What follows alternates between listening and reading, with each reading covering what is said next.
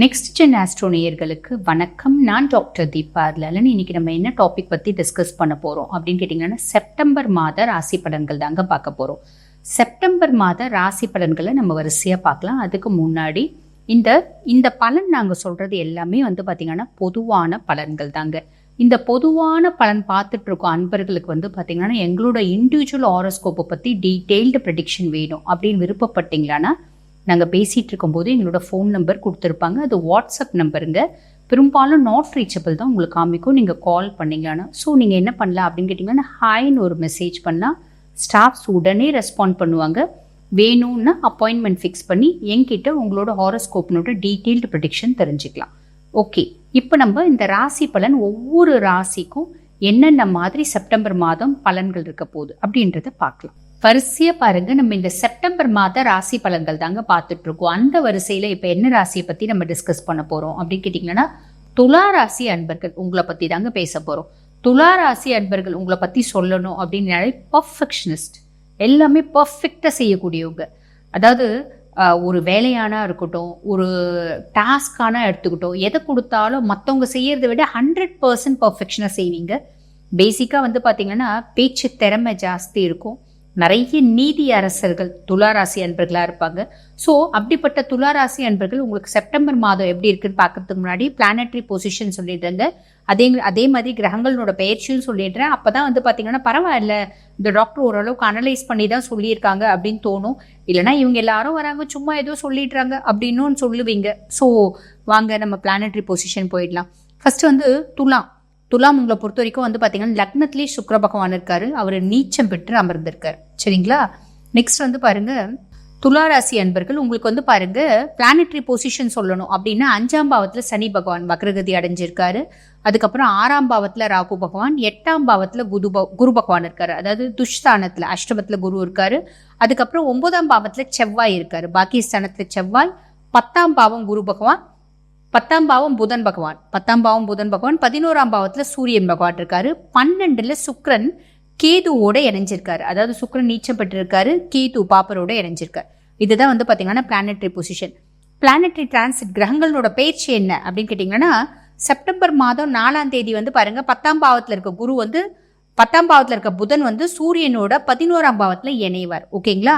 September மாதம் 16ஆம் தேதி 11ஆம் பாவத்துல இருக்க சூரியன் 12ஆம் பாவம் சுக்கிரனோட கேதுவோட இணைவாரு. அதாவது 16ஆம் தேதியிலிருந்து 18ஆம் தேதி வரைக்கும் 3 கிரகங்கள் ஒன்னா இருப்பாங்க. இதை முக்கூடல் கிரக சேர்க்கைன்னு சொல்லுவாங்க. 18ஆம் தேதி பாத்தீங்கன்னா திருப்பி 12ஆம் பாவத்துல இருக்க சுக்கிரன் நீச்சம் பெற்றிருக்க சுக்கிரன் 1ஆம் பாவம் லக்னத்திலேயே துலாத்திலேயே போய் ஆட்சி பெற்று அமர்றார். ஓகேங்களா? அகைன் 23rd புதனோட இன்னொரு டிரான்சிட் இருக்கு. 11th to 12th சூரியனோட போவார். ஓகேங்களா? இதுதான் பாத்தீங்கன்னா உங்களோட கிரகங்களோட பெயர்ச்சி. சரி, இப்ப இந்த கிரக நிலைமையும் கிரக பயிற்சியும் எனக்கு துளாராசி எனக்கு என்ன சொல்லுது அப்படின்னு நீங்க கேட்கறது புரியுது. பொதுவாக பாருங்க, ஜாபு, கேரியரு, ப்ரொஃபஷன் இதெல்லாம் வேலை தேடுற பர்சனாலிட்டியா நீங்க இருக்கீங்க அப்படின்னா என்ன பண்ணணும்னா, முழு ஃபிளெட்ஜ், அதாவது முழு முயற்சியா ஃபுல் ஃபிளெட்ஜ்டு நீங்க வேலை தேடணும். நீங்க தேடும் போது என்ன ஆகும் அப்படின்னு கேட்டீங்கன்னா, 3rd or 4th வீக்ல அது கிளிக் ஆகும். அப்போ நாங்கள் 3rd or 4th வீக்லயே தேடிக்கிறோங்க, நாங்கள் என்னத்துக்கு ஃபர்ஸ்ட்ல இருந்து தேடுறது அப்படின்னு நீங்க கேட்கறது புரியுது. அப்படிலாம் ஈஸியாக கிளிக் ஆகுது, கொஞ்சம் நல்ல கஷ்டப்பட்டு தான் கிடைக்கும் அப்படின்றத நான் இப்படி சொல்றேன். ஸோ சின்சியராக தேடுங்க, வேலைன்றது கிடைக்கும்.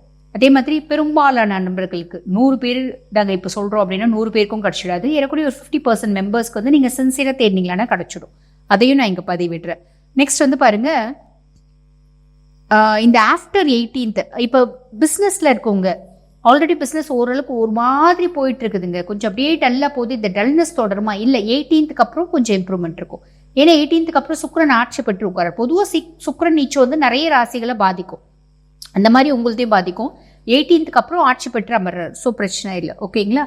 ஏன் அது மட்டும் இல்லாமல் ஆஃப்டர் 18th என்ன ஆகுது அப்படின்னு கேட்டிங்கன்னா, மாளவிய யோகம் அப்படின்னு சொல்லுவாங்க. அதாவது சுக்கிரன் 6வது வீட்டில் ஆக்டிவேட் ஆகும். இது நல்ல விஷயம் உங்களை பொறுத்த வரைக்கும். எப்படி அப்படின்னு கேட்டிங்கன்னா, உங்களோட எக்கனாமிக்கல் ஸ்டேட்டஸ் இம்ப்ரூவ்மெண்ட் ஆகும், தொழிலில் நல்ல முன்னேற்றம் கிடைக்கும். இது ஒர்க் பண்ணுறவங்களுக்கு கிடையாதுங்க, பிஸ்னஸ் பண்ணுறவங்களுக்கு. ஒர்க் பண்ணுறவங்களுக்கு மேபி ப்ரொமோஷன் வரத்துக்கு வாய்ப்பு உண்டு, இல்லை இன்க்ரிமெண்ட் வரத்துக்கு வாய்ப்பு உண்டு. எல்லாருக்கும் கிடையாது, 140-50 பர்சனாலிட்டிஸ்க்கு தான். அதையும் நான் இங்கே பதிவிட்டுறேன். இண்டிவிஜுவல் ஜாதகத்தில் கிரகங்களும் நல்லா இருக்கணும். அப்போ நல்ல நாங்கள் ஒரு விஷயம் நல்லது சொல்கிறோம்னா உங்களுக்கு 4 விஷயம் கூட நல்லது நடக்க வாய்ப்பு உண்டு. சரிங்களா? நெக்ஸ்ட் வந்து பாருங்கள், உங்களுக்கு குரு வக்ர பயிற்சியும் ஃபேவராக தான் இருக்குது துலாத்தை பொறுத்த வரைக்கும். ஸோ கவலைப்பட வேண்டாம். நெக்ஸ்ட் வந்து பாருங்கள், அதான் உங்களுக்கு தொழிலில் முன்னேற்றம் மேன்மை இருக்கும். ஸோ எக்கனாமிக்கல் ஸ்டேட்டஸ் இம்ப்ரூவ் ஆகும் பிஸ்னஸ் பர்சனாலிட்டிஸ்க்கு. நல்ல விஷயம்.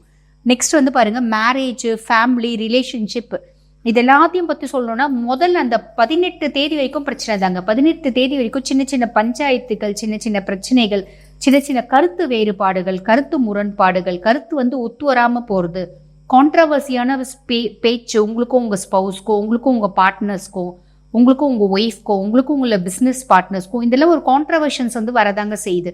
ஓகேங்களா? 18க்கு மேலே அது நிவர்த்தி ஆகுது. காரணம் என்ன அப்படின்னா அந்த மாளவிய யோகம், அதாவது சுக்கிரன் வந்து ஆட்சி பெற்று 6ஆம் பாவத்தில் இருக்கார்ல, அதனால. ஓகேங்களா? அது வந்து பார்த்தீங்கன்னா ஆட்சி பெற்று துலாத்திலே போய் உட்கார்றார். அதனால் அது வந்து ஒரு ப்ளஸ் அப்படின்னு சொல்லலாம். ஸ்டூடெண்ட்ஸை பொறுத்த வரைக்கும் வந்து பார்த்தீங்கன்னா நல்ல முன்னேற்றம் இருக்குது.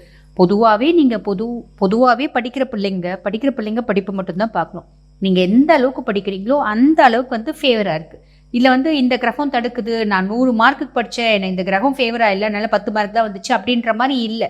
ஸோ எந்த அளவுக்கு முயற்சி பண்ணுறீங்களோ அந்த அளவுக்கு நல்லது நடக்கும். கவலைப்பட வேண்டாம். ஓகேங்களா? லேடிஸு, ஹோம் மேக்கர்ஸ் உங்களை பற்றி சொல்லணும் அப்படின்னா மன உளைச்சல் கொஞ்சம் அதிகமாகும், வேலை பளு அதிகமாகும், குடும்பத்தில் வந்து பார்த்திங்கன்னா பொறுப்பு அதிகமாகும். பொதுவாக வந்து பார்த்திங்கன்னா நம்மளுக்கு பொறுப்பு அதிகப்படியான ரெஸ்பான்சிபிலிட்டிஸ் ஆகும்போது நம்மளுக்கு ஸ்ட்ரெஸ்ஸு, இமோஷ்னலி நம்ம வந்து ஒரு ஸ்டேபிளாக இல்லாமல் இருக்கிறது, அதே மாதிரி பார்த்திங்கன்னா ஃப்ரஸ்ட்ரேட் ஆகிறது, ரொம்ப எக்ஸாஸ்ட் ஆகிறது சகஜம் தானே, அந்த மாதிரி வரும். ஹெல்த் இஷ்யூஸ் கொஞ்சம் மெயின்டைன் பண்ணிக்கோங்க. பொதுவாக இந்த சுக்கிரன் விரயமான காலகட்டத்தில் 18 வரைக்கும் பெருசாக செலவுகள், பெருசாக இன்வெஸ்ட்மெண்ட்டு, பெருசாக கடன் வாங்குறது, கடன் கொடுக்கறது, மற்றவங்க கிட்ட வட்டிக்கு வாங்குறது, நம்ம காசு கொடுக்கறது, இந்த மாதிரி விஷயத்துக்கு போகாதீங்க. போனால் அது வந்து ஃபேவராக முடியாது, நெகட்டிவாக முடியும்.